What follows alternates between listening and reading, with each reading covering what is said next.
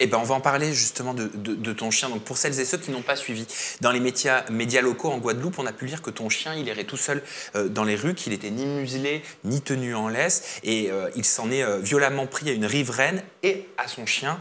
Cette femme, elle aurait été grièvement blessée et son chien a été tué sur le coup. Comment t'expliques déjà que ton chien, il errait tout seul dans les rues? Alors mon chien, c'est un petit filou et malgré le fait qu'il était... En fait, moi, si tu veux, dans ma maison en Guadeloupe, je laissais tout le temps ouvert. Tout le temps. Il y avait ma maison, ma terrasse et le jardin. Donc en fait, il était attaché à la terrasse, ce qui faisait que quand il avait trop chaud, il pouvait rester dedans.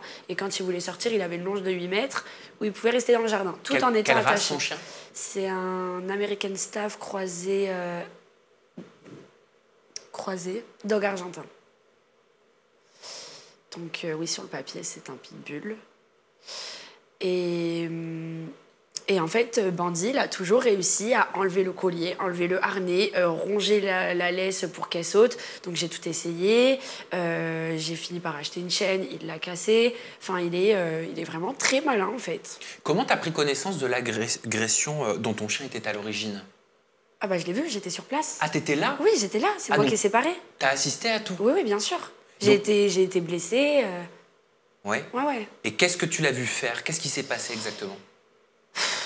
En fait, ce qui s'est passé, pour revenir, ça revient... en fait, tout part du sort de la femme, en fait. Il faut savoir que moi, à l'époque, je travaillais dans une chicha, bar de nuit, chicha. Donc, je finissais tous les soirs à 2 h du matin. Et ça, c'est même pas mes dires, c'est les dires de mes voisines avec qui je m'entendais très bien, qui me disaient, Cory, en ce moment, le chien, il aboie. Alors qu'il aboyait pas. Il avait accès au jardin, enfin, il aboyait pas. Il aboie, et quand mes voisines, elles sont sorties pour voir pourquoi il aboyait, parce que généralement, quand il aboie, c'est que quelqu'un s'approche de notre maison. Elle s'est rendue compte que du coup, il y avait cette femme qui, elle, avait un bichon, un petit chien blanc, qui venait, et en fait, si tu veux, j'habitais dans un cul-de-sac, donc à la limite, tu passes devant chez moi, la route, elle appartient à tout le monde, il n'y a pas de problème. Mais ce qui m'a dérangée, c'était le fait qu'elle restait devant chez moi, le chien attaché en laisse qui aboyait sur elle, l'air de dire, bah nous, on se promène et toi, t'es attaché. La femme qui a été victime, c'est ça de l'agression? Non. Non. La sorcière. Ok. Ouais. Mais le lien entre elles, c'est qu'elles avaient le même chien. Ok. Pas le même chien, mais la même race, tu vois. Et c'est là que ça a dérivé parce qu'en fait, mon chien, il les a confondus. Donc pour toi, alors je capitule, on va aller plus loin parce que c'est très intéressant en vrai et ça soulève beaucoup de questions parce qu'il y a beaucoup de discrimination aussi sur les molosses. Oui. C'est pour ça que je trouve que c'est très important d'en parler.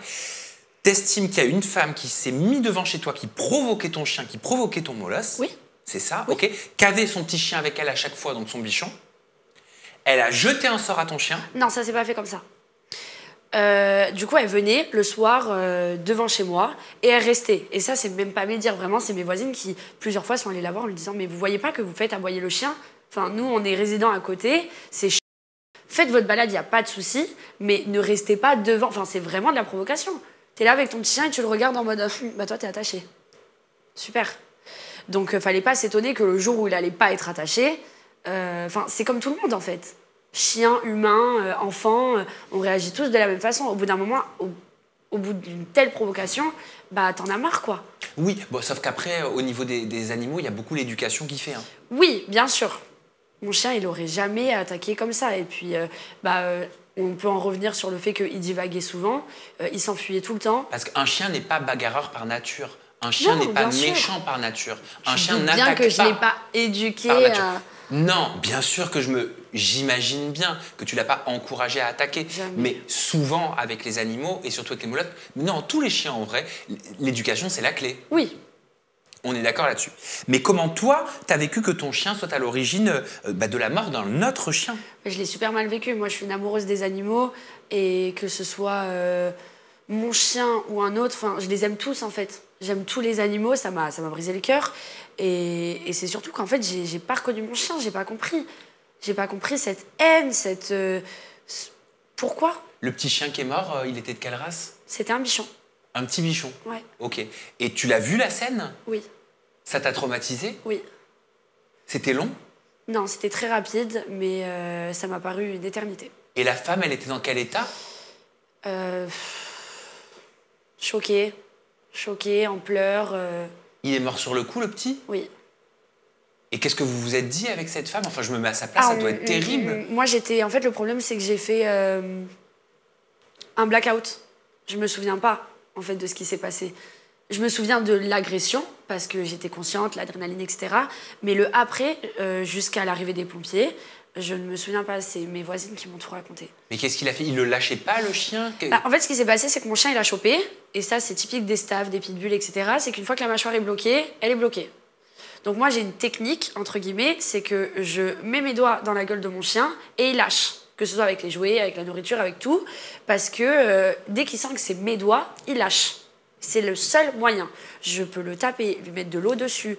Il s'en fout. Il lâchera pas. Tant qu'il sent pas que le danger, il peut être sur toi. Être sur moi. Donc, je voulais en fait mettre mes mains dans sa gueule pour qu'il le lâche. En fait, le chien, il aurait pu s'en sortir avec un croc. C'est horrible, mais il aurait pu s'en sortir. En fait, ce qui s'est passé, c'est que déjà, le chien m'agressait en même temps qu'il se faisait mordre. Donc, il me mordait de partout. Je me suis fait opérer des mains, des bras, j'étais en sang, en fait. Mais après, on peut pas lui en vouloir, il se faisait croquer, le chien. Mais là où la maîtresse, elle a pas géré, mais bon, c'est pas sa faute non plus, elle a fait de son mieux, c'est qu'en fait, elle a tiré son chien pendant qu'il était dans la bouche de mon chien. Donc, il s'est fait éventrer, en fait. Elle pouvait pas savoir. Elle voulait juste récupérer son chien dans... Ok. Mais du coup, oui, c'est comme ça que ça s'est passé, quoi. Non, c'est horrible. Hein. C'est horrible, et puis franchement, c'était dur parce que... Moi, c'est comme si, tu vois, t'as la clé, mais on te laisse pas la mettre. Tu vois, elle m'aidait pas, son chien m'aidait pas, ça aurait pu se passer très vite. Moi, j'avais la clé, j'ouvrais la gueule de mon chien, c'était fini. Mais son chien, il me défonçait de partout. Elle le tirait, je faisais que lui dire « lâchez votre chien », en fait. Et c'est comme ça qu'elle s'est fait mordre aussi. C'est parce qu'elle a... Oui, parce qu'elle aussi, elle a été blessée. Elle a tenu son chien en hauteur comme ça. Du coup, mon chien, il a sauté. Et en voulant attraper son chien à elle, il l'a mordu. Mon cerveau, il a bugué vraiment. Quand je te dis, je ne me rappelle pas. Jusqu'à l'arrivée des pompiers. C'est même pas... Enfin... Parce qu'elle, elle m'a reproché au procès d'être partie.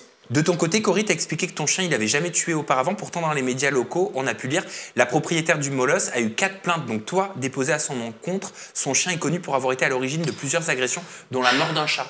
Dans la mort d'un chat? Ah, mais j'en apprends tous les jours. C'est vrai? Il y a écrit ça? Ah oui? C'est une blague. Dont la mort d'un chat? Oui. Oui, oui. Non, vraiment, j'en apprends tous les jours. C'est une dinguerie. Ce qui sous-entendrait que ce serait pas... Non, mais ce qui sous-entendrait que ce serait pas la première fois. C'était carrément la première fois. C'était carrément la première fois. Les 2 autres plaintes, c'est la sorcière, du coup, et son chien. Et après, le problème, c'est que c'était la femme du sous-préfet, en fait. La femme en question. Oui. Bien sûr que leur but, c'était de me faire quitter mon quartier, de me faire presque quitter la Guadeloupe. Ils ont fait toute une pétition contre moi. En fait, tout le monde l'a su. Et c'est normal, entre guillemets, parce que c'est la femme d'eux, tu vois. Comment tu l'as vécu, ce procès? Parce qu'il y a eu une audience, hein, il y a eu un procès au cours duquel tu as été condamné. Tu as eu 1 000 € d'amende et 800 € de frais d'avocat à rembourser. Qu'est-ce que tu as pensé de cette condamnation et comment tu t'es défendu?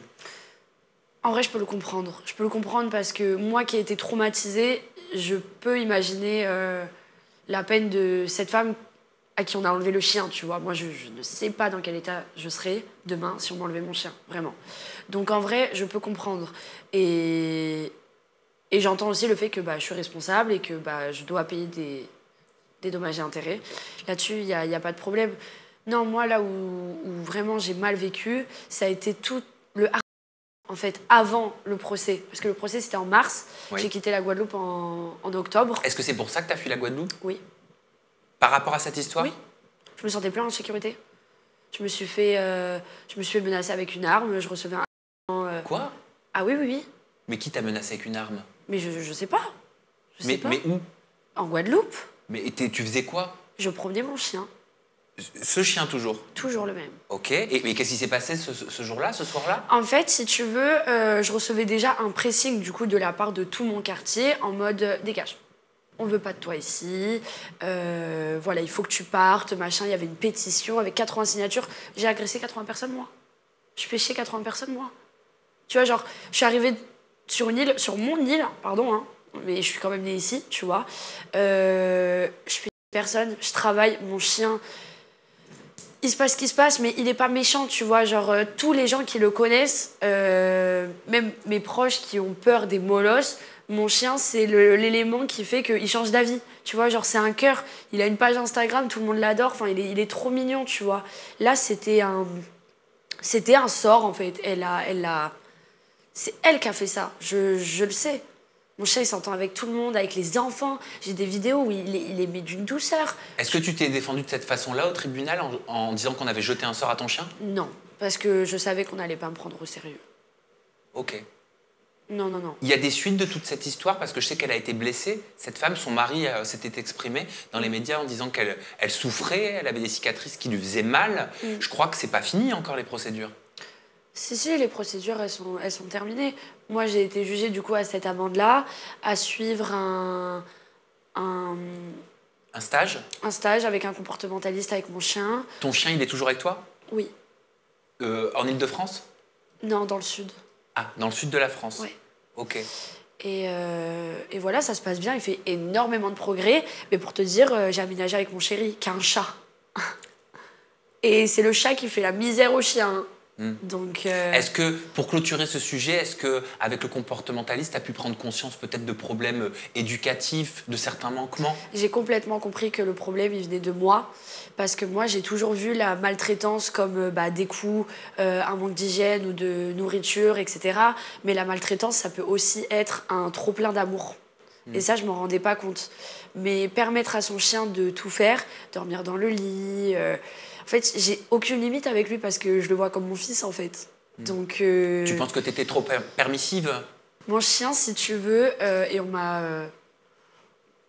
on s'est beaucoup moqué de moi pendant un moment par rapport à ça, par rapport à notre relation, parce que, si tu veux, je l'ai eu juste après un avortement traumatisant.